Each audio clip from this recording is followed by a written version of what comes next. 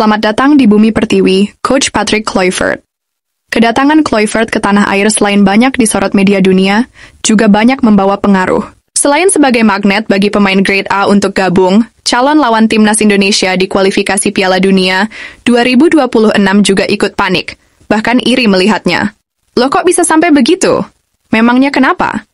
Timnas Indonesia akan menjalani laga lanjutan kualifikasi Piala Dunia 2026 di Sydney Stadium 20 Maret mendatang menghadapi tuan rumah Australia.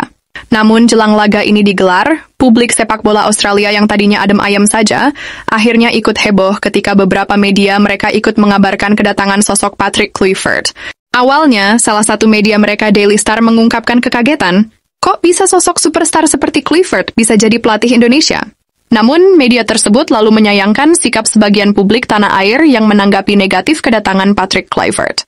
Faktanya sangat disayangkan, penunjukan Kluivert sama sekali tidak disambut baik oleh para penggemar, karena banyak yang masih mendukung Shin Tae-yong, tulis Daily Star.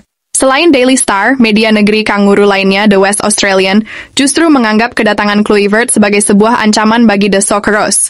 Kluivert dianggap akan menjadi penghambat laju tim asuhan Tony Popovich untuk lolos langsung ke Piala Dunia 2026.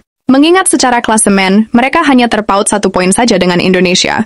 Tak hanya menyebut sebagai ancaman, dalam artikelnya The West Australian juga menyebut kedatangan Kluivert akan menjadi tantangan besar bagi The Socceroos, mengingat kondisi tim Tony Popovich kali ini tidak baik-baik saja. Beberapa pemain andalan mereka yang sempat buat repot timnas Garuda di GBK seperti Harry Souttar, Alessandro Circati, maupun Kusini Yengi mengalami cedera parah. Bek kokohnya yang mirip Maguire, Harry Souttar dipastikan absen hingga akhir musim karena cedera tendon Achilles. Begitupun bek Parma, Alessandro Circati yang juga harus absen hingga April karena cedera yang sama.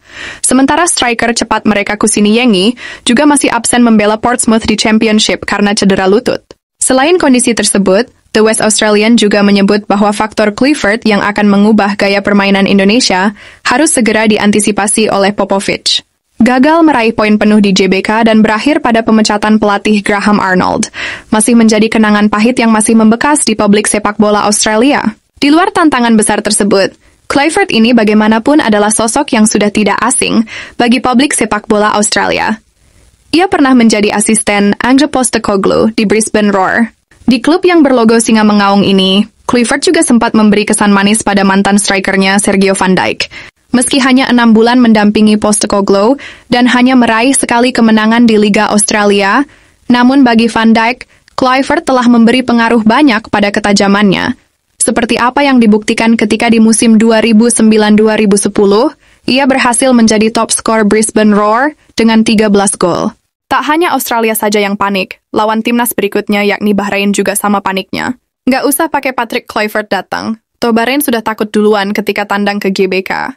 Kedatangan mereka ke Indonesia bagaimanapun sudah dinanti banyak fans Indonesia yang ingin segera bersilaturahmi setelah kejadian di Bahrain bulan Oktober lalu.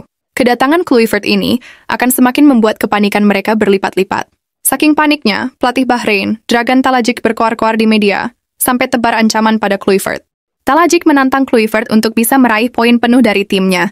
Talajik juga sambil membawa-bawa statusnya sebagai sang jawara Piala Teluk. Ia membangga-banggakan bahwa timnya sudah mampu mengalahkan tim seperti Arab Saudi, Irak, hingga Oman di Piala Teluk 2024.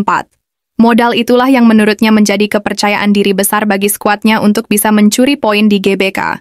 Talajik boleh saja sombong, namun bukan berarti Indonesia besutan Kluivert jadi takut. Kluivert memang punya kenangan pahit menghadapi tim yang pemainnya jago akting ini. Saat membesut timnas Curaçao tahun 2021, Kluivert dihajar Bahrain 4 gol tanpa balas.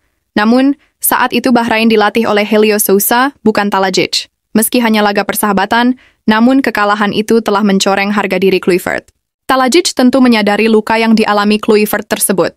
Ia khawatir, luka itu akan jadi ajang pelampiasan dendamnya pada laga 25 Maret nanti. Pelatih berpaspor Kroasia itu juga khawatir laga tersebut akan jadi peluang Kluivert untuk merebut hati fans Indonesia di GBK.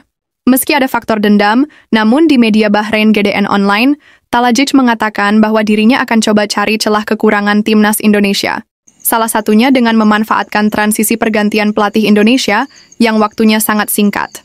Lain halnya Australia dan Bahrain yang panik, calon lawan Indonesia berikutnya yakni China, justru iri dengan datangnya Patrick Kluivert. Media China Sohu blak-blakan mengatakan bahwa pengaruh Kluivert ini akan dimanfaatkan oleh PSSI untuk merekrut lebih banyak pemain naturalisasi grade A dengan kualitas terbaik. Bahkan secara spesifik, Sohu memprediksi bahwa sebentar lagi timnas Indonesia akan mendatangkan pemain Leeds, Pascal Struijk.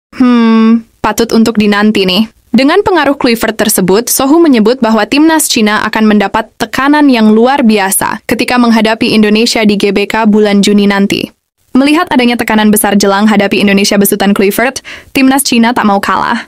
Mereka ikut-ikutan cara Indonesia dengan menambah amunisi pemain naturalisasi. Tim besutan Branko Ivankovic ini dilaporkan oleh Sohu segera mendapat suntikan 4 pemain naturalisasi baru yang diproyeksikan untuk menghadapi lanjutan laga kualifikasi Piala Dunia 2026 bulan Maret nanti.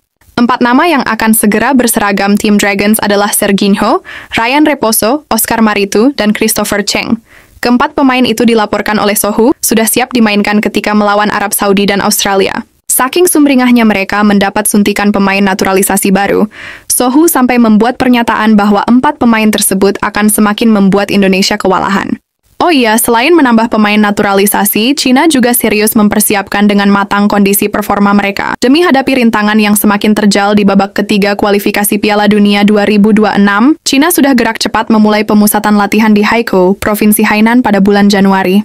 Tim Dragon sudah memulai panaskan mesin demi bersaing dengan tim yang makin kuat seperti Indonesia. China tak ingin menanggung malu terus duduk di dasar klasemen grup C babak ketiga kualifikasi Piala Dunia 2026.